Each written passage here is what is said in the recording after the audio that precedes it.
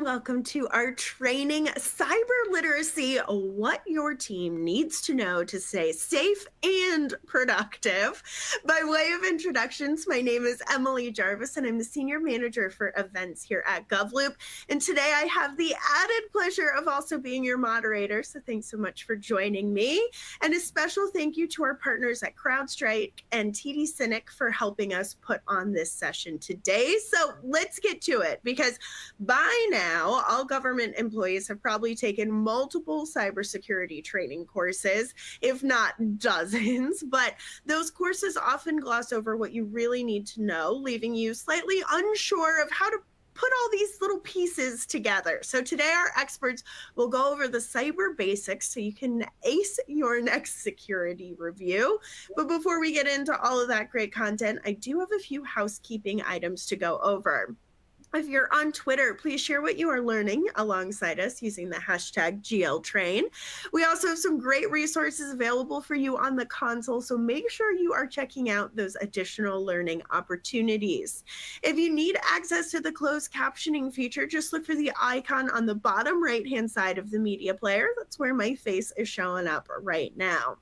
Of course, we hope you don't have any technical difficulties, but if you do, send us a message to that Ask a Question tab, and my colleague Maddie will help you out.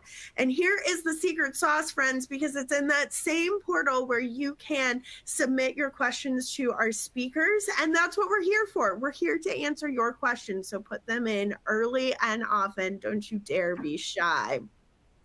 We're also recording this training, so check your inboxes tomorrow, because we'll include a link so you can watch it in the follow-up or send it along to one of your colleagues. All right, one final reminder before we get this show underway. We are giving out 1 CPE credit for today's session. To get that credit, here's what you're going to do. You're going to take all the poll questions. You're going to stay on the whole time. Where would you be going anyways? And you're going to take the post-event evaluation. You do those 3 things, we'll send you your CPE certificate. All right, with all that housekeeping out of the way, let me introduce you to our speakers. Joining us are Kirk Harris, the Cybersecurity Strategic Advisor for the Governor's Mike DeWine's office and the Chair of Cyber Ohio. We also have James Wolf, who's the Associate Administrator for Information Management and Chief Information Officer for the National Nuclear Security Administration. And last but certainly not least, we have Jeff Worthington, who is the Executive Strategist for Cyber and Cyber Advisor for CrowdStrike. Thank you 3 so much for being here. And Jamie, I'm going to start things off with you, because cyber literacy is this mammoth topic, right? We're talking about getting smart on cybersecurity, and that is a huge undertaking. So what does cyber literacy mean for you and your employees who might not be CISOs, for example? Well, first, thank you for having me in this panel, and I appreciate the participation from the other panelists. I love to participate in these GovLoop panels, but I also like to join them and learn and hear from other panelists, much like the participants are doing today. So cyber literacy, I'm going to take a little bit different approach on this one, because I'm sure we're going to get some really interesting responses from the other panelists. But to me, as a CIO, I focus mostly on the effectiveness of the technology and services that we have. And so for me, it's being able to use those systems and interact with our important information in a way that is both secure and effective for the workforce. And I think that is the thing that we really have to pay attention to. It's how do we enable operations and work in a secure manner? Mm-hmm. Mm-hmm. You never want to be the organization of no, because people will go around you in some way, shape, or form. Jeff, from your perspective, where do you see cyber literacy going? How do you define it? Yeah, thanks, Emily. And I will tell you, I have never heard anyone more excited about cyber training and cyber awareness training than you. So thank you very much for that. If that's any indication of what this is going to be like, that's awesome.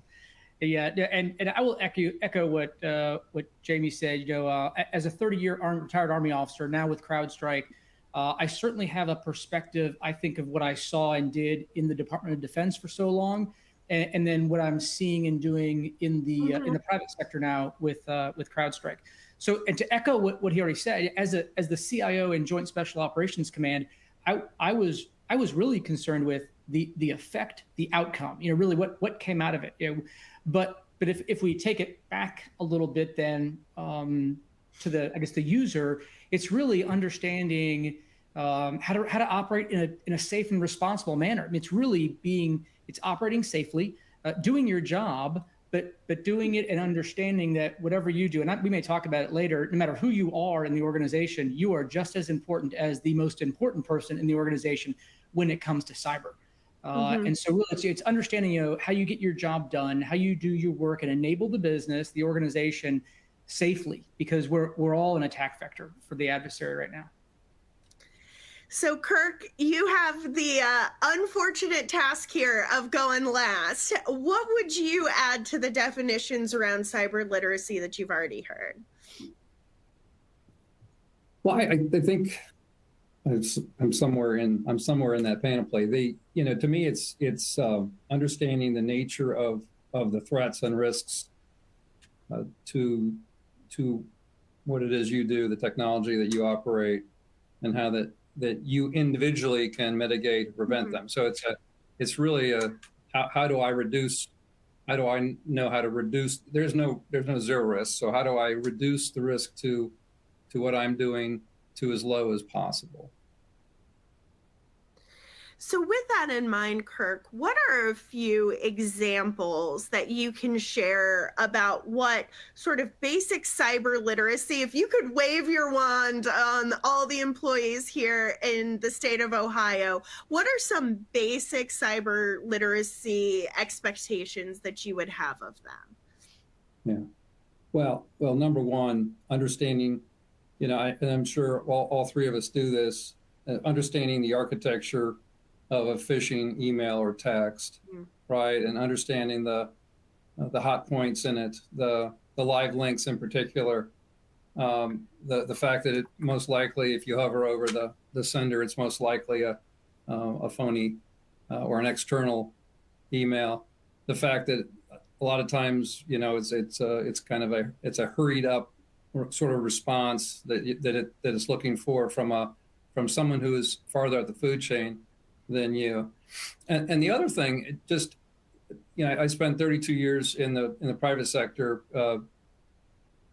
in financial services, and the one thing that I used to caution people is just to slow down and take time. We all most of whether it was cyber incidents or privacy breaches, were people doing things too quickly. Not taking enough time, not paying attention to as simple things as autofill on an email and sending sensitive information to the wrong party because you didn't, I don't understand Microsoft and how the autofill works, because it'll autofill to people that in a million years I've never sent an email to, and it won't send. Yeah, but you do need to make sure that the addressee is the person that you need to send things to. So slow down, take time. And then understand, email is the number one, at least for the public sector, and I think it is for almost everyone. It's the number one vector for attack from phishing or malware. And again, a lot of that has to do with slowing down and just paying attention to what it is you're doing. Live links are verboten. You should not be clicking on them, and no one should be asking you to quickly, to do that. So those are a couple of things, just high level things that everybody can operationalize. Definitely. So Jamie, Kirk mentioned phishing emails and autofill and slowing things down. What other sort of cyber basics would you want and expect your employees to kind of understand? I'm gonna do two things at once. Okay. I'm going to Dolores threw a question in there, and I want to hit that question, but then to also answer you. And email safety was definitely high on my list of things that are really important for our workforce. That is one of the top vectors for risks. But So the question that Dolores posed was, how has it changed the landscape, and in particular for the folks that are trying to do bad things? And you got to think of the kind of unprecedented scale and access to information that both cloud and the internet have offered. So that can be used for good, and that can be used for bad. And often when we look at the bad, they are doing things like targeting us on email, they're targeting us on social media, or even in systems, and understanding who we are, how we operate, and then being able to craft attacks that are very focused and very capable. And that's from a nation state actor to a more unsophisticated criminal enterprise. So one of the things that we often also focus in on beyond email is multi-factor authentication. And that's a kind of a complex word to basically say that we use multiple things to gain access to a system.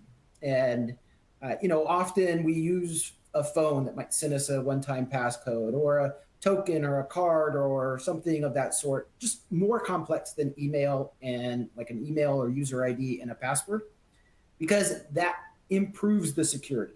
Every time within my career that I have been breached, it has been either email or multi-factor authentication was not turned on. Both of those are incredibly important. And I'm going to say this, they're incredibly important for outside of the workplace, because if they gain access to your personal laptop and you are accessing either corporate or government resources, there are avenues to get into those from your personal laptop. So pay attention to it across every service that you use, whether it's a commercial email, a banking app, any of those kinds of things. Definitely the email and the multi-factor authentication. I think that's so true. It's funny. I think we've kind of become desensitized to multi-factor authentication, whether it's, you're trying to book an appointment for the dentist, or you're buying something online. It seems like everything is texting you a code or sending you a code. It's becoming more part of the norm. And I think that makes sense as you're moving into government systems as well. Jeff, I'm going to get to you in 1 second, but I do want to just note to our audience that I have thrown up the first poll question. And to answer the poll, you're going to simply click in the slide window and then hit that submit button. So, Jeff, what else, kind of from your experience, both in the public sector and now in the private sector, what are some of those basics that you think are really important that people understand? Yeah, I appreciate that question. I will answer the cloud when I have a lot of information on the cloud. I love talking about that. But so the basics, we've already hit it, the phishing, your multi-factor authentication. There is a huge problem with MFA fatigue, multi-factor authentication fatigue, and the adversary is using it for their advantage. They continue to send you MFA requests until you just hit yes, and you don't realize what you've done. You get those things at 1, 2 in the morning, and obviously something's just asking for your password, and you click it, and that's all it takes. But what is really important, and we have got to get post passwords. We will. Passkeys or something coming out, and I am starting to use passkeys at certain locations, but we have to get past passwords. But right now we're not, and so we still, and even I in government would find people that would write passwords down, or we would search our networks and find Word documents or text documents that have a list of passwords. And that's just something we cannot do, because the adversary, it may vary on who you talk to. We'll call it 240 days. It's been 180, 256. So we'll say about 240 days they're sitting in your environment. And they have 240 days to walk around and read everything they feel like reading. And once they find that unencrypted text or Word document with all the passwords, the game is over. And so it's extremely important that until we get to passwordless, that we protect our passwords, and we enable multi-factor on everything we possibly can. I can't stress that enough. If we do have a minute or two, I'd love to touch on cloud. It's extremely important. Yeah. So as everyone, me included, rushed to the cloud in the middle of the night with our eyes closed and with scissors in both of our hands, we made a lot of mistakes. And that's probably 100% of cloud breaches today are misconfigurations. It's someone who is trying to move things to the cloud because they were told to move them to the cloud, and they really didn't take a measured approach and understand the difference in identity management in the cloud versus on-prem or on your local network there.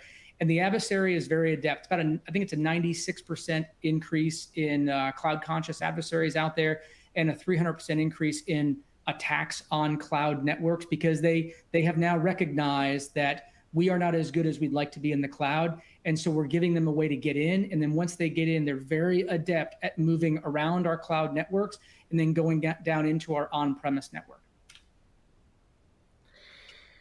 So thank you for that, Jeff. That really is both wonderful and startling at the same time. Like the amount that we're able to do in the cloud is so incredible. But you're absolutely right. It does open up some new avenues. So the results for the poll are in, and a whopping 72% of folks have taken an agency-directed cyber course, which has to be music to everybody on this call's ears. That folks are out there, they're paying attention to it. Some others weren't quite so sure, and 16% said no. So we gotta get some additional training out there. But Jamie, I'm curious from your perspective, we've touched on the cloud just a little bit so far, but what are some of these other barriers when it comes to kind of cybersecurity adoption best practices? Like folks like me, I know what I should be doing, but Jeff was just mentioning passwords being written down or in Word docs, and I may or may not have been a guilty of something like that in the past. So how do we overcome some of these barriers? All I can say is I don't have a notebook over here with a couple of passwords written down. And I think that's probably one of the top things that I pay attention to. It's putting the burden on the workforce is what we have done for so long. We have required you to know how to secure yourself and the systems that you're using. What we need to do is deploy modern technologies that have security integrated into the design, so that we take the requirement for you to be an expert out of the equation and rely more on the technology. Now, I don't think we can completely remove the responsibilities that you have within a system, but we need to reduce that as much as possible. It was really telling for me a while back in another position that I had. We had pretty strong controls around how we shared information. And so one of those very popular cloud-based file storage companies came and wanted to sell an enterprise service to me. And they showed how our customers were getting around our strong controls by putting everything into those systems on their personal accounts. And they showed where those files were going all over the world and to places where they had no business being. So if our systems meet your business need and they have security built in, and they're the things that you want to use, and they keep the data and the information safe, that is the nirvana. And I think that's just a really incredible, important thing that all technologists need to pay a lot of attention to.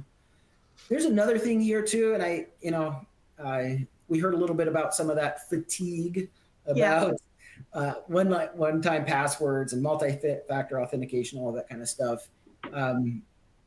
Yes, this is a challenge. And I think that challenge is really, it's the changing ecosystem that our adversaries use. They know what we're doing to defend ourselves, and they're evolving their threat, and they are emerging new practices and new techniques all the time.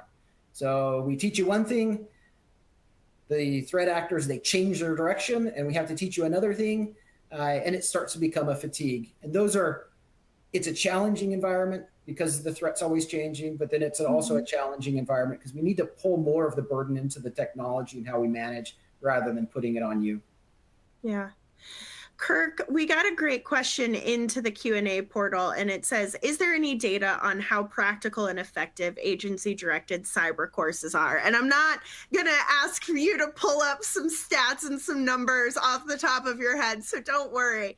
But I am curious, what has been your experience with some of these training opportunities that are given to employees? Because I know I myself have clicked yes or completed the course, but might not have retained as much as I probably should have. Yeah. Well, I have seen some effectiveness. Yeah. So I think a good metric is how many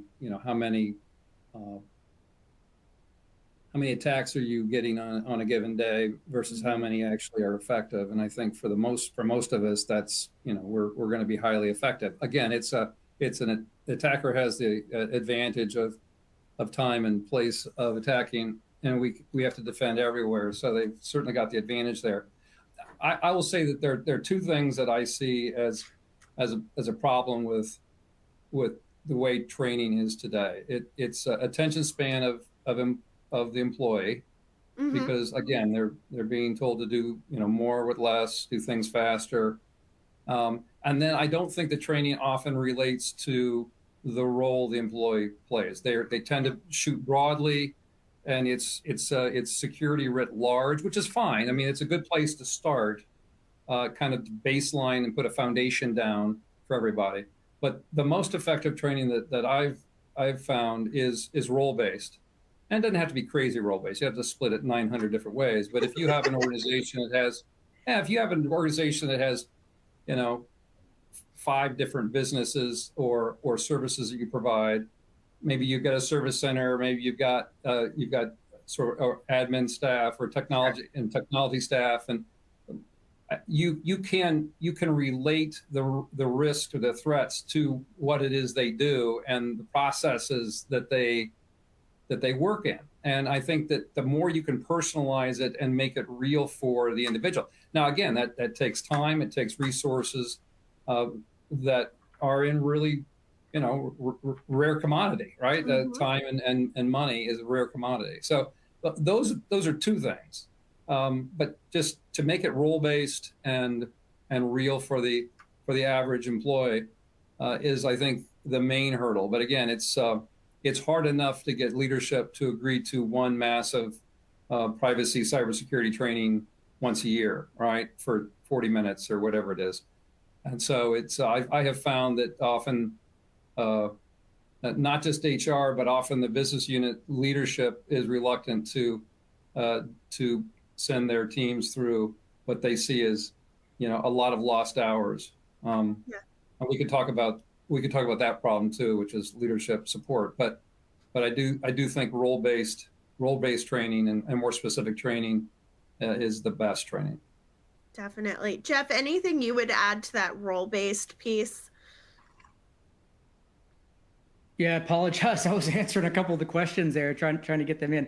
So I put in our chat here. There's an organization in Canada. I won't name the company's name, but they had a breach, and it came down to the weakest link is the user. We are all the weakest link, the human behind the keyboard, and it came down to that being the cause. And what they determined was that individuals were not, they were going through the training, but the training wasn't making them any more secure. And that would be my problem with security training. Is it compliance or is it security? And they're not always the same.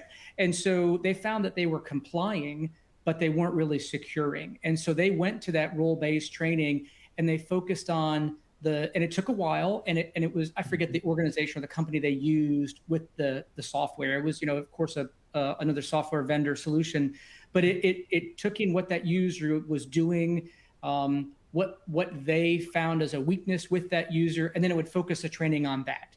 And so it made it much more interactive, much more fun. It wasn't the same Robert that you see every year that everybody gets that he has to lock up in the lockbox. But yeah, it has to be interesting and relevant, and based on your weaknesses and what you need. Yeah. I'm not going to lie. There was a time that we did security training, and every year it was the exact same, and I had memorized the quiz so I could just skip ahead to that. I know, guys, this is too much Yeah. honesty on this Yeah. training, but I would do it. And technically was in compliance, but to your point, Jeff, I was in no way, shape, or form actually being security minded with that. So I think that is so intentional. Jamie, I see you smiling back there. Anything you would add to sort of this challenge around the difference between training, compliance, and learning when it comes to some of these security courses? You and I are like brother and sister, really. I don't know how many trainings that I have to do every single year, and they're memorized at this point. Because unfortunately, our training teams don't adapt them to, our current situation, Yeah. or update them ever sometimes.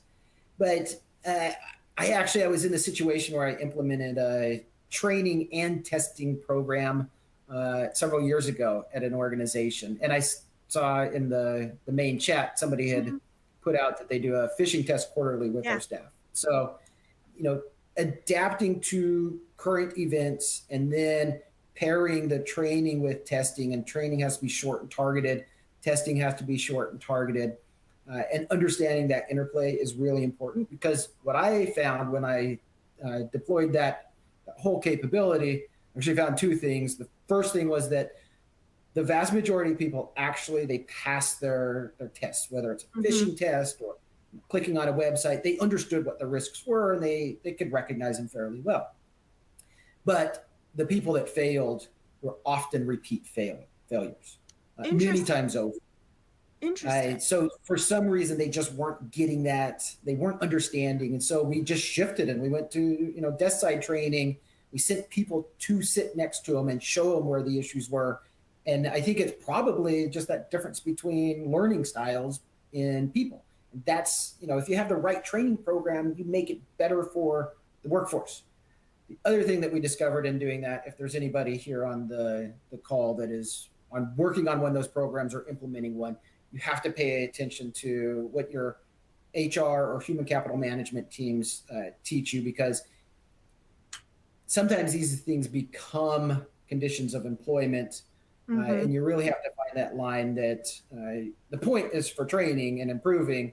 The point's not necessarily to get rid of employees, but somewhere, leadership and HR have to be part of the team to be able to figure out where that line is. Definitely. And you're kind of touching on a topic there that Kirk was talking about in that leadership piece. Kirk, talk to me a little bit more about where some of the barriers exist in sort of cybersecurity awareness, indoctrination from a leadership perspective. And before I have you answer, I just want to tell our audience we have the second poll question up right now. And this one is just a little iteration off of the first one. So if they look similar, that is why. All right, Kirk, over to you. Sure, thank you. Well, I think that focus on priorities, it always comes from leadership. And if leadership is not actually walking the talk, they can, even if they say that security is important to them, if where they're investing, if where the budget dollars are going, the grant dollars are going, the people are going, is not in an area, then you obviously, the message is that that's not as important. And then it may be important to the three of us or the four of us, but the organization writ large then lacks the institutional leadership. I think some of it is, I've been in government for 18 months. So I've been in this role for 18 months, spent 32 years in private sector. But before that, I was a councilman in a local suburb here and outside of Columbus, and also was on the Planning and Zoning Commission. Probably, I was at a local level. I was probably involved in government for 25 years, and unfortunately, I've been a politician. I work for a governor. Things tend to be sort of short-term thinking, unfortunately, right? It really is, at the end of the day, it's the priorities are, either to get elected or to get reelected, or to, to finish out what you promised that you're going to do. And so the the the the the priorities really become, 2, 3, 4 years, and security is a never ending, right? Yeah. It's not ever going to end. It goes on forever, and over the horizon, there's the sunset, right? You go through, I mean, you go over the horizon, there's another horizon, right? It never ends. And I think it's hard. It's hard when I worked in the financial services industry, we fortunately had long-term leadership. We had long-term board membership. That's the other thing, right? The board here in the state is the legislature. Again, they're all politicians. Cybersecurity, if you ask them, they'd say it's important. But is that where they're investing? Are they investing in that? I have my opinions, but it's shorter term thinking, and I think public sector then suffers from that.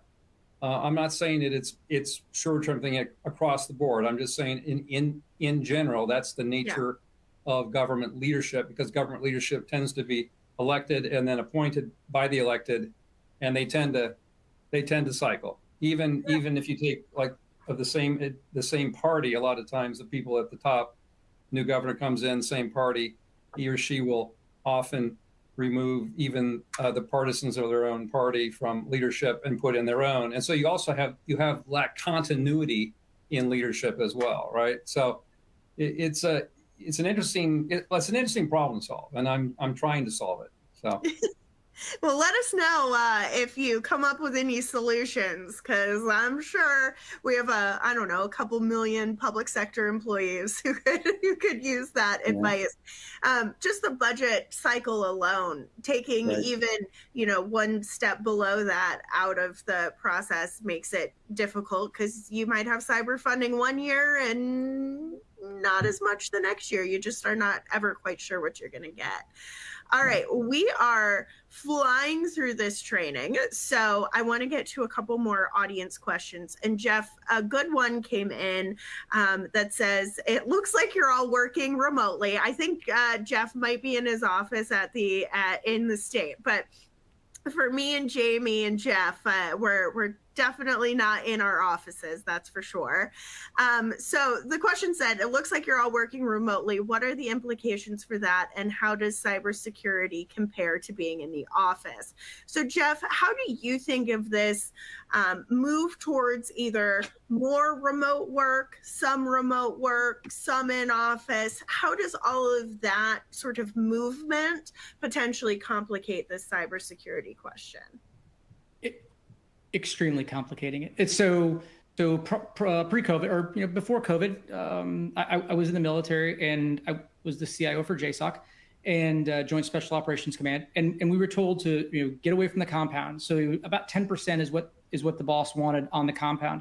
And for the year prior, I was trying to reduce my attack surface. I was trying to bring things back home, back onto the compound, so that we weren't inducing what I believe was risk. And then COVID happened, and it was everything get out as quickly as possible. And so what it's done, if you picture the traditional castle and moat, we talk about castle and moat theory, building big walls and big ditches around your networks. That's what we used to do. And then when we started working more remotely, those walls and moats were gone, because they were in everybody's house or park or wherever you felt like working. And so everyone implemented a lot of VPNs, and that's great. And that was great at the time. But the adversary now is very sophisticated and very fast. And they are developing ways of getting around the VPN security we have. So whereas you would use a VPN, if we talk about terminologies people should know, VPN certainly is one, virtual private network. Essentially, your office is now a virtual extension back in your house or wherever you're working. But what it does do is it still gives you access to everything. And so that makes it extremely difficult, because I, as a CISO or a CIO, now have to protect everybody's home networks as well. And I can't or shouldn't do that. And so we must start accelerating the adoption of zero trust. And that was in I believe it was in Executive Order 14028.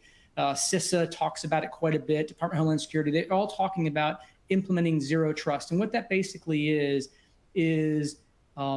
not trusting you at all, but verifying where you are, who you are, what you're trying to do, what you're on, so that you don't have access to everything. You have access to what you need at that point, and then you don't have access to anything else, which is a complete shift of how we now do remote work. So we have to accelerate zero trust in our networks to make it easier on the cybersecurity leaders in the organizations. I agree. All right. So far we've talked about zero trust. We've talked about phishing. We've talked about a lot of these concepts. And I think Felicia very bravely in the chat was like, how the heck do we keep up with all of these terms, whether it's a denial of service or a man in the middle attack or a deep fake? Jamie, there are so many cybersecurity terms and so many acronyms because government loves its acronyms. As a regular employee, how do I know what I need to know about, what I should be caring about, and where do I go to actually get more info? I'm not sure you need to. And that's the challenge here. These words pop up all the time, and I can't even keep track of them. I find myself Googling them on occasion. But what I do to stay current with the trends and the threats and the issues is that I engage at the appropriate level. So I engage with our chief cybersecurity officer. I engage with our cybersecurity teams. I engage with the threat analysts. I can't have all the answers, and there's many terms out there that I just simply don't know. So I try to understand the big trends. I think that's probably relevant for most people within an organization, unless it's your job to do cybersecurity or your job to manage systems and networks. So just, being aware and then just look it up on occasion. But then, pay attention to the things that are most important. If you see something that doesn't make sense on one system, I know there was a big administrative system that I have to use quite frequently, where I have to use a simple username and password. And I know that's bad. And every time I do it, I raise the question, why do I still have to do this? Why don't we have the security posture improved? Those are the big trends that you should pay attention to and put your energy into, and rather than chasing each and every term, because you'll never keep pace with it. I don't. I know that. Jeff, oh yeah, go ahead, Kirk. Go ahead. I want to reiterate what Jamie just said. I'm not sure that the average user needs to understand those. Those should be all things. The man in the middle denial of service are things that your technology and your cybersecurity team are going to worry about. The deep fakes is really just an iteration of a phishing fraud. And again, I think like Jamie said, if it doesn't make sense, if the president of the company is calling you up and asking you to send documents or money to somebody who it doesn't make sense to you, it probably doesn't make sense because it's not sensical, and you should call somebody and make sure it's a legitimate request. But yeah, I think a lot of the terminology we hear, again, Jeff and Jamie discussed at length the use of VPNs and multi-factor authentication, and email is still the primary vector for most employees. The threat is from email, and that's really what you need to worry about. And again, back to what I said, think about what you're reading. Slow down. Does it make sense? If it doesn't make sense, ask questions. Don't act. I honestly, that makes me feel better, because sometimes I listen to these things, these types of trainings, and I'm like, I don't know what any of the things that you guys are talking about actually mean. But my job's in events. It's not my job to really understand the intricacies of all of these elements. I just need to know that I can't have my password written down in a bunch of different ways, and that if I need to get into the system, I have to have my phone nearby me, because it's going to need an MFA in order for me to actually access it. So I think that takes a lot of the pressure off of us to stay as current as we need to be. be. Jeff, anything you would add to this sort of conversation of a new term, a new mandate, a new thought around cyber is coming out every 7 seconds? How do you keep up? Yeah, so for your IT professional, for those in and around the field, I highly encourage, and I listen to podcasts. I highly encourage, find a good podcast, just listen to it every now and then. You will hear new things. But for the average everyday person, I hate to say it's your gut, but I guess I've trained my kids and my family now.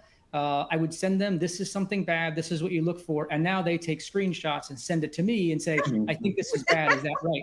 And so I think not enabling your users, but empowering your users to potentially make a mistake. And this is probably heretical to say, but to allow them to make a mistake and not punish them and penalize them for that, but don't use them as a bad example. Use them as a good example to educate and train the rest of the workforce, because then you have given a positive incentive for people to say, I made a mistake, I did this wrong, let's everyone learn for it, rather than punishing. My mother is 75, 76, something like that. She's an employee of the state of Pennsylvania, works in a claims office in northeastern PA. And if my 74-year-old mother can tell me, hey, I have to enter this in because it's required, or I can get attacked, or I have to send this email to the @phishing thing because they train us, but I need to make sure that I report this properly. And so if my in her 70s mother can get this and realize, I think anybody can, if you just use some common sense and trust your gut. They're going to get really, really good now with AI on phishing. But if something doesn't seem right, it probably isn't, and you're not penalized for bringing it up if you're wrong. I love that. Also, if you want to work on training my father on some of these things, so he sends you the notes instead of me, I'm very open to that. Just let me know. Let me know if you've got a little club. We have our third and final poll question up right now, and I want to end today's training with asking all three of you two final questions. And Kirk, I'm going to start with you.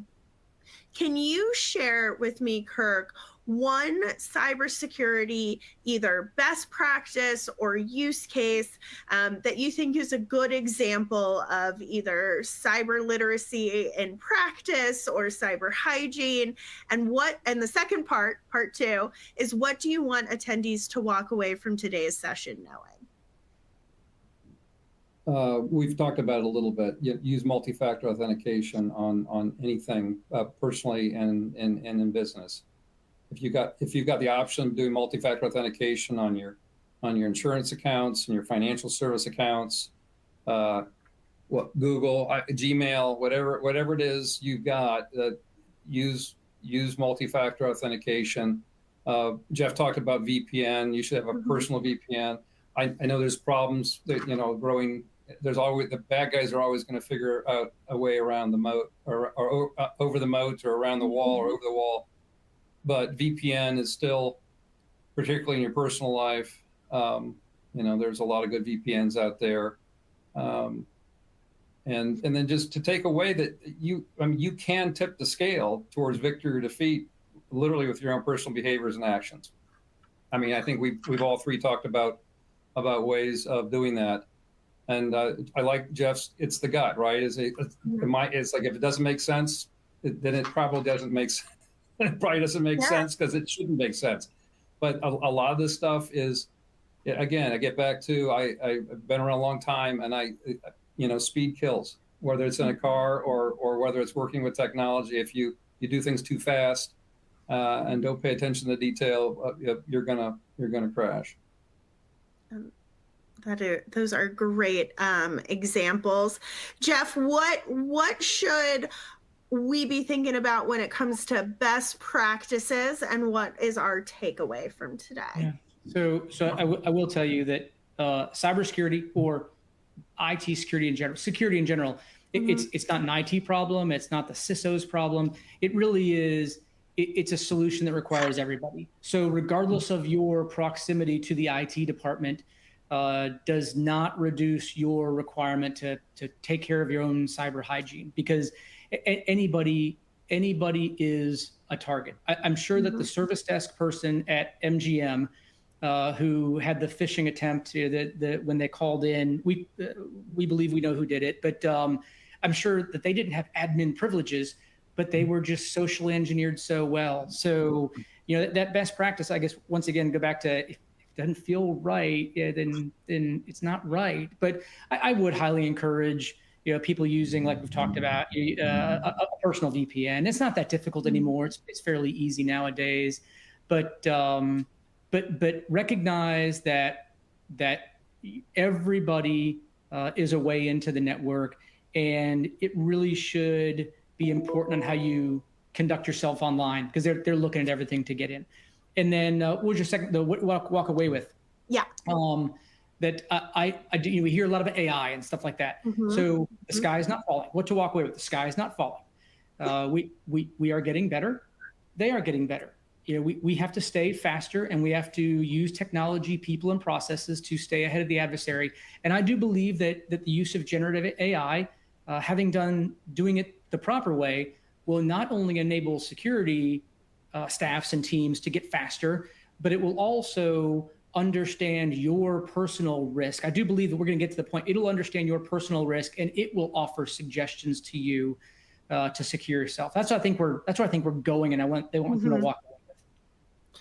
I think you are definitely right. All right, Jamie, you get to have our final word here today. Give me a best practice and a takeaway. And I'll try to make it just one word, since I know everybody is looking at the time. The best practice for me is continuous investment, continuous modernization on both systems and our security systems, really a best practice for any organization. And then the takeaway that I think I heard on several of these points of conversation today is collaboration. Pick up your coffee mug, walk over to that cybersecurity team, ask them some of these questions, and then make a friend and learn what they do, learn how they do it. If you're in the cybersecurity team and you don't know how the HR teams works, pick up your coffee mug, walk over there, or if you're teleworking like I am today, hit a Zoom call, jump in there, learn what other people do. It will make you a better employee. It'll make you happier at work, and you will learn some of these principles that we're talking about today. Love that advice to end us on. However, unfortunately, we are all out of time. I want to thank Jamie, Kirk, and Jeff for sharing your insights with us. I always walk away learning a few things from these sessions, so thank you all so much for sharing your insights with us today. Just a few quick reminders before we log off. If you haven't already, go ahead and look at those resources on the resource list. We're talking about learning and growing. There's lots of opportunities over there for you to do that. Also, don't forget to complete your CPE survey if you are looking to get that credit. And like I said, we will be sending you a link to the on-demand version of this session tomorrow, so you can watch it again, or maybe send it along to one of your colleagues who needs a little cyber boost. But on behalf of GovLoop, CrowdStrike, and TD SYNNEX, I hope you enjoyed this session. And as always, we really appreciate and value the work that you do. So thanks for taking the time out of your busy schedules to join us this afternoon. Have a great rest of your day, and we'll see you at our next online training. Bye.